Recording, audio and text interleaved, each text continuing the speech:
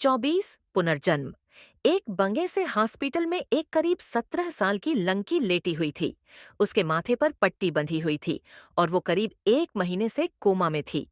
Doctor ने lanky के बचने के चांस शून्य बताए थे, मगर उसकी दादाजी, जो जाने माने रायचंद खानदान से थे, उनकी वजह से अभी भी डॉक्टर उसका इलाज कर रहे थे, मगर जल्दी रिस्पांस नहीं दे रही थी, जैसे कि उसके जीने की इच्छा मर चुकी हो। अभी लंकी के पास एक मिडिल एज नर्स बैठी हुई थी। तभी अचानक लंकी के हाथों की उंगलियों में हलचल होने लगी। जैसे ही नर्स ने ये देखा, वो डायनेक्टर को बुलाने चली गई। इधर लंकी की सांसें बहुत तेज चल रही थी। थोड़ी देर में डॉक्टर वहां पहुंचे तो उन्होंने देखा लंकी को सांस लेने में दिक्कत हो रही थी। उन्होंने बहुत कोशिश की, मगर फिर भी लंकी अच्छे से सांस नहीं ले पा रही थी। तभी अचानक लंकी की सांसें और तेज चलने लगीं और उसकी सांसें थम गई। डॉक्टर डर से पीले पड़ गए और अपने भारी कदमों से दरवाजे की तरफ जाने लगे, मगर तभी जो लंकी मर चुकी थी, उसने एक लंबी सांस ली और उसकी सांसें नॉर्मल हो गई। जब डॉक्टर ने सांस की आवाज सुनी तो पीछे मुड़कर देखा, मगर जैसे ही उनकी नजर बेड पर सोई लंकी पर पड़ी तो वो सदमे में चले गए, क्योंकि जो लंकी अभी कुछ देर पहले मर गई थी वो फिर से जिंदा हो गई थी। ये किसी चमत्कार से कम नहीं था। वो वापस आए और उस लंकी का चेकअप करने लगे, मगर चेकअप के बाद वो और भी हैरान रह गए, क्योंकि जो लंकी इतने दिन से कोमा में मरने के कगार पर थी, वो लड़की अभी बिल्कुल नॉर्मल थी, जैसे कुछ हुआ ही नहीं हो। थोड़ी देर बाद वो सब लोग वार्ड से बाहर चले गए और किसी को कॉल कर बोले, मिस्टर रायचंद, अब मिस रायचंद बिल्कुल ठीक है, आप उन्हें घर ले जा सकते हैं। इतना बोलकर वो अपने कैबिन में चले गए। इधर वार्ड में लंकी को धीरे धीरे होश आने लगा। जैसे ही उसे होश आया, उसको अचानक से बहुत रोशनी अपने आंखों पर महसूस हुई, तो उसने आंखें बंद कर लीं और फिर कुछ देर बाद उसने अपनी आंखें खोलीं। जैसे ही उसने आंखें खोलीं, उसे हॉस्पिटल का कमरा दिखा, जो बहुत ज्यादा लग्जरियस था। उसे थोड़ा सा अलग फील हो रहा था और वो सोच रही थी कि वो तो ब्लास्ट में मर गई थी ना, तो फिर वो यहाँ कैसे पहुंची? क्या किसी ने उसे ब्लास्ट से बचा लिया था? मगर वहां तो दूर दूर तक कोई नहीं था।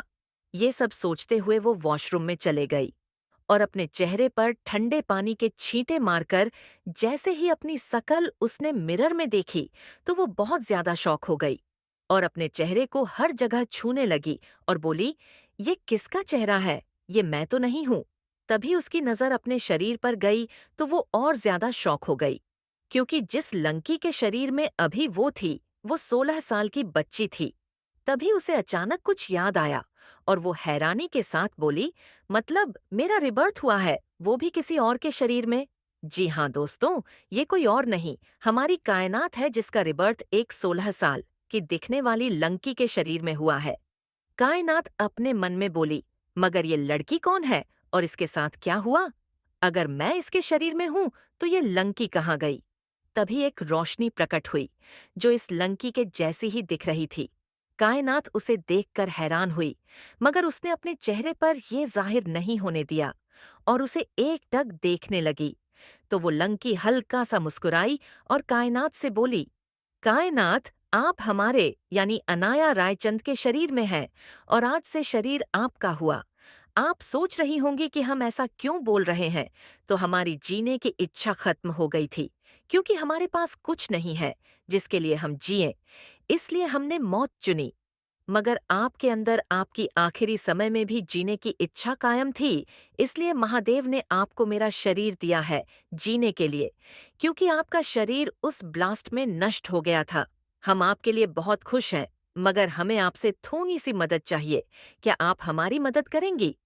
तो कायनात उसे देखते हुए बोली, बिल्कुल, आपने हमें अपना शरीर देकर हमें नया जीवन दिया है, तो हम आपके लिए इतना तो कर ही सकते हैं।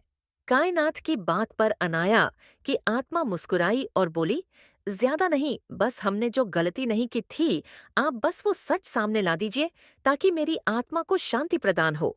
वरना मैं मरने के बाद भी इसी आत्मग्लानि में रहूंगी कि मैं खुद को बेकसूर साबित नहीं कर पाई और ऐसे ही भटकती रहूंगी।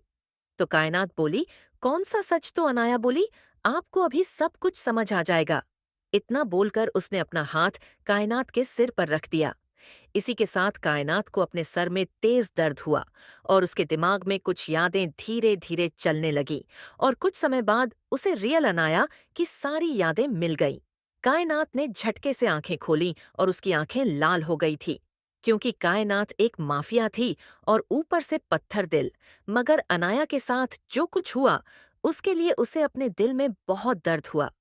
उसने अनाया की आत्मा को देखा और उससे वादा करते हुए कहा, हम आपसे वादा करते हैं, हम सच सामने लाकर रहेंगे और जिन लोगों की वजह से आपको तकलीफ हुई है उन लोगों को जीते जी नर्क के दर्शन कराएंगे। इस बात पर अनाया की आत्मा मुस्कुराई और बोली, अब हमारे जाने का समय हो गया है, और इसी के साथ वो गायब हो गई। कायनात ने अपने चेहरे को एक बार फिर आईने में देखा और एक खतरनाक स्माइल करते हुए बोली, बहुत हुआ मासूम बनकर, अब तुम सबकी मुलाकात मुझसे होगी, कायनात से। नो नो, कायनात नहीं, अनाया उर्फ बेहरमी क्वीन से, और जोर जोर से हंसने लगी। उसकी हंसी इतनी भयानक थी कि किसी की भी रूह कांप जाए। फिर उसने हंसना बंद किया और वार्ड के अंदर चले गई और बेड पर जाकर लेट गई, क्योंकि उसे अभी भी बहुत कमजोरी महसूस हो रही थी। अभी उसे कुछ समय ही हुआ था कि किसी के अंदर आने की आहट सुनाई दी, तो वो अलर्ट हो गई और उसने आंखें खोलकर दरवाजे की ओर देखा तो वहां दो ओल्ड कपल खंगे थे, जो कि आंखों में आंसू लेकर उसे ही देख रहे थे। और धीरे धीरे